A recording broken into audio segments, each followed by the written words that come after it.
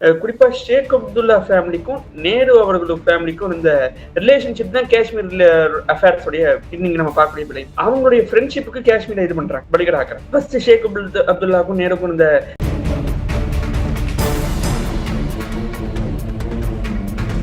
இந்த மூங்கிறது வந்து all over India Modi அவருடைய இமேஜை உயர்த்தி அஸ் அயன் லீடருங்கிறதுல உயர்த்தி மோடி அமித்ஷா அவருடைய இமேஜை உயர்த்தி. காஷ்மீரை பொறுத்த வரத்துலையும் அந்த 70 ஆண்டுகள்ல இருந்த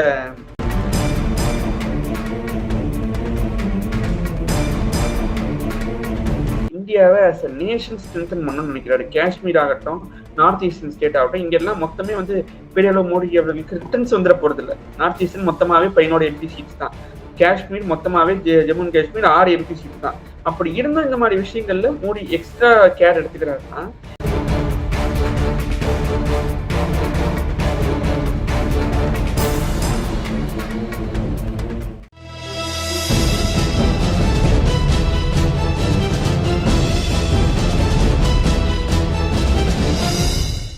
அடுத்ததாக 370 ஆர்டிகல் 370 அது வந்து போடப்பட்ட போதே ரொம்ப தெளிவா சொல்லப்பட்டது. இது வந்து ஒரு தற்காலிகமான ஒரு இதுதான் அப்படிங்கறது அந்த ஐஓசிங்கிறதுல ரொம்ப தெளிவா கொடுத்திருந்தாங்க.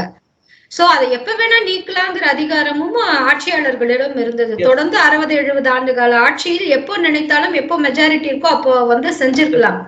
ஆனாலும் இவ்வளவு நாட்கள் கழித்து தேர்தலில் வாக்குறுதியை கொடுத்து பின் அதை 2019ல நீக்கம் செஞ்சு அது இப்போ 2023ல சுப்ரீம் கோர்ட்டால நீக்கப்பட்டது செல்லும் அப்படிங்கிற அந்த ஒரு மிகப்பெரிய ஒரு வேர்டை கொடுத்திருக்காங்க. அவங்க வந்து அந்த இடத்துல என்ன ஒரு வார்த்தை சொல்றாங்கன்னா, சார் சுப்ரீம் கோர்ட்டு நீங்க வந்து ஆர்டிகல் 356 யூஸ் பண்ணி காஷ்மீர்ல உங்களுக்கு வேண்டாத ஆட்சி வரும்போது கலைப்பதற்கு உங்களுக்கு எப்படியான அந்த அதிகாரம் இருக்கிறதோ அப்போ நீங்க எப்படி இதை யூஸ் பண்ணிக்கிறீங்களோ அந்த மாதிரி இந்த சட்டம் தற்காலிகமானதுதான் அப்படிங்கும் போது இந்த ஆர்டிகல் 370 நீங்க அக்செப்ட் பண்ணிக்கணும் அப்படின்னு. ஏன்னா பொதுவாவே 5 நீதிபதிகள் கொண்ட அந்த அமர்வுல யாராவது ஒரு நீதிபதி சொல்லுவாங்க இந்த மாதிரி இது வந்து கொஞ்சம் மாறுபட்டா தீர்ப்பாக இருக்கு, டிசென்ட் தீர்ப்புன்னு சொல்லுவாங்க. ஆனா 5 நீதிபதிகளுமே ஒத்து போய் சொல்லியிருக்காங்க. எனக்கு தெரிஞ்சு ஒரே ஒரு நீதிபதி மட்டும்தான் என்ன சொல்லியிருக்காருன்னா, இதற்கு முன்னர் அங்க நடந்த அந்த பயங்கரவாத செயல்களுக்கு அந்த காரணங்கள் அதெல்லாம் பாருங்கிற மாதிரி சொல்லியிருக்காங்க. அவ்வளவுதான். சோ இதை எப்படி பாக்குறீங்க அரசியல் விமர்சகரா? இது வந்து பாஜக கொண்டாட வேண்டிய தருணமா இல்ல நாட்டு மக்கள் அனைவருமே கொண்டாட வேண்டிய தருணமா? இல்ல, இது நிச்சயம் எல்லாருமே கொண்டாட வேண்டிய ஒரு தருணம் தான். நம்ம வந்து காஷ்மீருடைய அஃபேர்ஸ்ங்கிறது கடந்த 70 ஆண்டுகள் ரொம்ப ஒஸ்டா தான் இருக்கு. ஃபர்ஸ்ட் நம்ம அத மொனார்க்கு கீழே அரசாட்சிக்கு கீழே ஒரு பப்பட் கவர்மெண்ட் மாதிரி இருந்து அதுக்கு பிரைம் மினிஸ்டரா வச்சு அதுக்கப்புறம் அதை வந்து இண்டிபெண்டன்ட் கவர்மெண்டா மாத்தி அந்த இண்டிபெண்டன்ட் கவர்மெண்ட்டுக்கும் நம்ம இந்தியன் கவர்மெண்ட்டுக்கும் இருந்த ரிலேஷன்ஷிப்ஸ் வந்து ஹாட் அண்ட் கோல்டா போய் இன்ஸ்டெபிலிட்டி, எக்கச்சக்க அளவுல இன்ஸ்டெபிலிட்டி வந்து குறிப்பா ஷேக் அப்துல்லா ஃபேமிலிக்கும் நேரு அவர்களுடைய ஃபேமிலிக்கும் இந்த ரிலேஷன்ஷிப் தான் காஷ்மீர் அஃபேர்ஸ் உடைய இன்னைக்கு நம்ம பார்க்கக்கூடிய விலை. அவங்களுடைய ஃப்ரெண்ட்ஷிப்புக்கு காஷ்மீரை இது பண்றாங்க, படிக்கட ஆக்குறாங்க. ஃபர்ஸ்ட் ஷேக் அப்துல்லாக்கும் நேருக்கும் இந்த நல்ல டேர்ம்ஸ், அப்புறம் அது கெட்டு போகும்போதெல்லாம் அவரை அரெஸ்ட் பண்றது, நல்லா இருக்கும் போதெல்லாம் அவரை பிரைம் மினிஸ்டர் இன்ஸ்டேட் பண்றதுங்கிற மாதிரி. இது வந்து காஷ்மீர் அஃபேர்ஸ்ங்கிறத ஒரு சீரியஸ் அஃபேரா இந்தியன் கவர்மெண்ட் குறிப்பா நேரு கவர்மெண்ட் கையாளல. அது 100% இப்போ பிஜேபி கவர்மெண்ட் வந்த 2014 பிறகு பிஜேபி இந்த காஷ்மீர்ல ஃபர்ம் ஸ்டாண்ட் எடுக்கிறாங்க, ரொம்ப ஃபர்மான ஸ்டாண்ட் தான் எடுக்கிறாங்க. அதுவும் குறிப்பா அமித்ஷா அவர்கள் கடந்த வாரம் பார்லிமெண்ட்ல பேசினது, நாங்க பாகிஸ்தான் ஆக்குபைட் காஷ்மீருக்கும் ஆசாத் ஜம்மு அண்ட் காஷ்மீருக்கும் சேர்த்து டீலிமிட்டேஷன் பண்ணுவோம், அதை நாங்க கிளைம் பண்ணுவோம்ன்றாரு. இதை இண்டிபெண்டன்ட் இந்தியால நான் கேட்டதே இல்லை எனக்கு நினைவு தெரிஞ்ச அளவுல. அந்த காஷ்மீருக்கும் நாங்க டீலிமிட்டேஷன் பண்ணுவோம்ன்றாரு. இது வந்து நிஜமாக ஒரு ட்ரெமெண்டஸ் ஸ்டெப் தான். ஏன்னா ஆசாத் காஷ்மீருங்கிறது வந்து நம்ம வரைபடத்துல இருந்தாலும் அந்த 2 பார்ட்டும் நம்மள்ட்ட இல்லை. அது வந்து பாகிஸ்தான் ஆக்குபைட் காஷ்மீரா தான் இன்னும் இருக்கு. நம்ம இந்த ஜம்மு லடாக் மட்டும்தான் நம்ம கையில இருக்கு. அதுலயும் நம்ம தமிழ்நாட்டுல இருந்து பாக்குறவங்களோட ஒரு கிளாரிட்டிக்கு சொல்றேன், காஷ்மீர்ல ஜம்மு அண்ட் காஷ்மீர்ல பிஜேபி தான் நம்பர் 1 பார்ட்டி. மொத்தம் கூடிய 6 பார்லிமெண்ட் சீட்ல பிஜேபி 46% ஓட்டு வச்சிருக்கு, காங்கிரஸ் 26% ஓட்டு தான் வச்சிருக்கு, நேஷனல் கான்ஃபரன்ஸ் 7% ஓட்டு தான் வச்சிருக்கு, நம்ம ஒரு சீமான அளவுக்கு தான் ஓட்டு வச்சிருக்காங்க, பிடிபி மெஹபூபா முஃப்தியோட கட்சி 3% ஓட்டு தான் வச்சிருக்கு. அப்படி இருக்கும்போது இவ்வளவு வீக் பார்ட்டிஸா இருக்கிறவங்க பிஜேபி காஷ்மீருக்குள்ள எக்ஸ்ட்ரா பவர்ஸை இம்ப்ரெஸ் பண்றதா சொல்றாங்க.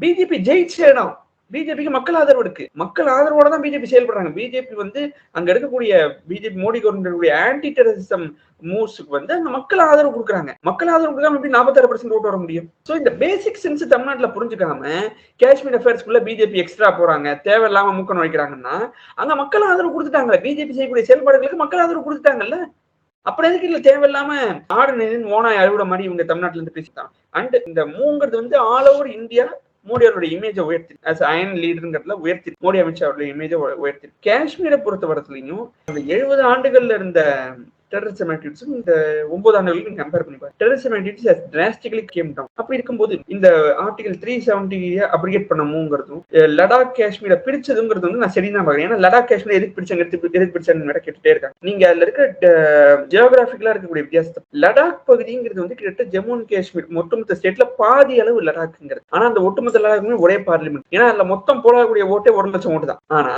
மிச்சம் இருக்கிற இந்த ஜம்மு அண்ட் காஷ்மீர் பகுதி வந்து 5 பார்லிமெண்டரி சீட். இந்த 5 பார்லிமெண்டரி சீட்டுக்குள்ள பாப்புலேஷன் டென்சிட்டி கடுமையா இருக்கு. அப்ப லடாக்கு வந்து ஒரு செப்பரேட் அட்மினிஸ்ட்ரேஷன் தேவைங்கிறத பிஜேபி முடிவு பண்றாங்க.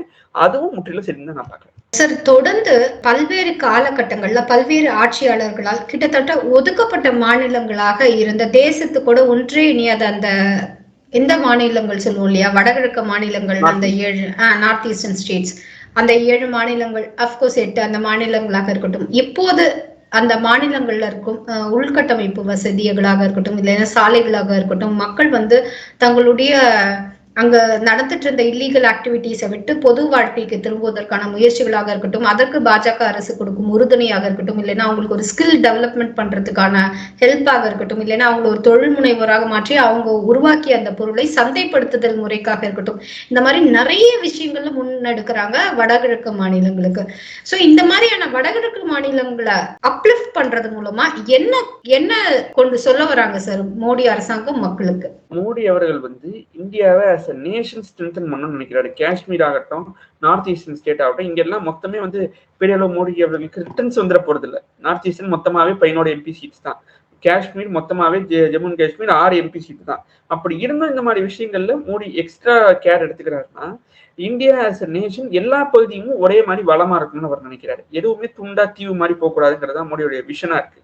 அதனாலதான் நார்த் ஈஸ்ட் டெமோக்ராட்டிக் அலையன்ஸ்னு ஒரு செப்பரேட் அலையன்ஸை உருவாக்கி அதுக்கு வந்து ஹிமந்த பிஸ்வா சர்மாவை கன்வீனரா போட்டு செதறி கிடக்கக்கூடிய கட்சிகளை வந்து எம்பவர் பண்ணி அவங்கள ஒண்ணு சேர்த்து காங்கிரஸ் கவர்மெண்ட் வந்து ஜஸ்ட் அப்பீஸ்மெண்ட் பாலிடிக்ஸே காஷ்மீர்லயே அதான் பண்ணாங்க. அப்பீஸ்மெண்ட் பாலிடிக்ஸே பண்ணிட்டு இருக்கும்போது அதை பண்ணாம அவங்களுக்கு வந்து எம்பவர்மெண்ட்டை கொடுத்து இன்னைக்கு நார்த் ஈஸ்டர்ன் ஸ்டேட்ஸ்ல நியர்லி எல்லா ஸ்டேட்டுமே என்இடிஏவால தான் கவர்மெண்ட் பண்ணப்படுது. நியர்லி எல்லாமே. இப்போ கடைசியா நடந்த மிசோரம்ல கூட வந்து மாநில கட்சி தான் இருந்திருக்காங்க. அவங்க என்இடிஏ பார்ட்னரா இல்லைனாலும் தேர் ஃப்ரெண்ட்லி பிஜேபி பார்ட்டி தான் நான் பாக்குறேன். அப்படி இருக்கும்போது இந்தியா ஆஸ் நேஷன் எல்லா பகுதியும் குறிப்பா பார்டர் ஸ்டேட் ஸ்ட்ராங்கா இருக்கணுங்கிறது மோடி அவருடைய எண்ணமா இருக்கு. அண்ட் அதுக்காக தான் அவரு நார்த் ஈஸ்டர்ன் ஸ்டேட்ஸ் டெவலப்மெண்ட்டுக்குன்னே தனி ஒரு மினிஸ்ட்ரிய உருவாக்கி அதுக்கு ஒரு மினிஸ்டர் அப்பாயின்மெண்ட் பண்ணி அதுல எக்ஸ்ட்ரா கேர் அவர் காட்டுறாரு. ஸோ இது எல்லாமே more than vote bank politics. India as nation ஃபர்மா இருக்கணும், எங்கேயுமே வந்து ஒரு டிஸ்கண்டில் ஸ்டேட்டா எதுவும் போயிடக்கூடாது, எதையும் கண்டுக்காம விட்டுறக்கூடாதுங்கிறதுல மோடி அவர்கள் தீவிரமா இருக்காருன்னு தான் நான் பாக்குறேன். தொடர்ந்து நீங்க சொல்றீங்க நாங்க இந்த பார்க்க இணைப்பு வந்து அதுக்கும் சேர்த்து நாங்க டீசென்ட் தொகுதி வந்து வரையறுப்போம் அப்படிங்கறத அமித்ஷா சொல்லியிருக்காருன்னு சொல்லிட்டு, இந்த நேரத்துல இலங்கையில 2வது படகாக சீனாவினுடைய படகு வந்து தரையிறங்குது. அதாவது எங்கெல்லாம் நம்ம வந்து வீக்கா இருக்கோமோ அங்கெல்லாம் நம்ம பலப்படுத்தி கொண்டு வர சோ நம்ம இன்னொரு சைட்ல இருந்து நமக்கான ஒரு, அதாவது இன்னும் ஒரு 10-15 வருடத்துல 3வது உலக போர் அது நடக்குமா நடக்காதான்னு தெரியாது, ஆனா வருவதற்கான சாத்தியக்கூறுகள் இருக்குன்னு உலக நாடுகள் சொல்லுது. அதுக்கு மெயின் ஒரு காரணமா சீனா இருப்பாங்கன்னு சொல்றாங்க. ஆனா சீனா யார் கூட சண்டை போட போறாங்கிறதா ஒரு கேள்வி. இந்த மாதிரியான ஒரு சூழ்நிலையில நம்முடைய சவுத் இந்தியன் ஓஷன்ல அந்த இலங்கைக்கு பக்கத்துல 2வது சீன படகு வருதை நீங்க எப்படி பாக்குறீங்க? இது வந்து எக்ஸ்டர்னல் அஃபேர்ஸ்ல வருது. பாகிஸ்தான் ஆகப்பட்ட காஷ்மீர் நம்ம டெரிட்டரி, அதை வந்து இவங்க இன்டர்னல் அஃபேர்ஸ்ல கிளைம் பண்றாங்க. இது out and out external affair. Sri Lankan இஷ்யூங்கிறது அவுட் அண்ட் அவுட் எக்ஸ்டர்னல் அஃபேர்ஸ்ல இருக்கு. அவுட் அண்ட் அவுட் எக்ஸ்டர்னல் அஃபேர்ஸ்ல சைனா தான் ஸ்ரீலங்காக்கு ஃபண்ட் பண்றாங்க. அந்த ஸ்டேட் கிரைசிஸ்ல இருக்கும்போது அவங்க தான் பாக்குறாங்க போது they take control of it. அது நிச்சயமா இந்தியாவுக்கு பாதிப்பு தான். இதை வந்து மோடி அவர்கள் எப்படி ஹேண்டில் பண்ண போறாங்கிறத நம்ம வெயிட் பண்ணி தான் போகணும். ஏன்னா அவுட் அண்ட் அவுட் எக்ஸ்டர்னல் பாலிசிங்கும் போது ஜெய்சங்கர் ஒரு வெரி ரெனவுண்டு எக்ஸ்டர்னல் அஃபேர்ஸ் செக்ரட்டரியாகவும் மினிஸ்டராகவும் இருக்கிறவர். ஸோ இதுக்கு அப்புறம் அவங்க இதுக்கு நியூ ஸ்ட்ராட்டஜி தான் கொண்டு போவாங்கன்னு நான் நினைக்கிறேன் ஸ்ரீலங்கா விஷயத்துல. ஓகே சார், இத்தனை நேரமும் அழகாகவும் தெளிவாகவும் நிறைய விஷயங்களை எங்களுக்கு எடுத்து சொன்னீங்க. மீண்டும் நல்லதொரு சந்திப்பில் சந்திக்கலாம் சார். நன்றி, வணக்கம். Thank you sir.